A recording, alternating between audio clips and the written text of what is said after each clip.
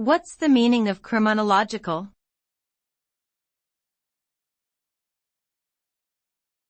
Criminological.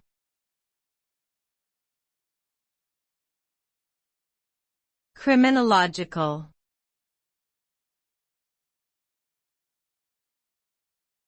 Criminological.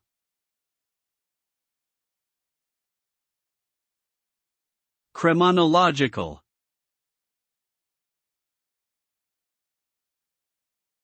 The term criminological pertains to the study of crime and criminal behavior.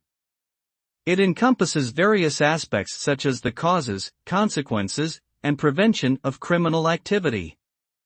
Criminologists investigate the societal, psychological, and environmental factors that contribute to criminal behavior. Through their studies, they aim to develop effective strategies and policies to reduce crime rates and enhance community safety.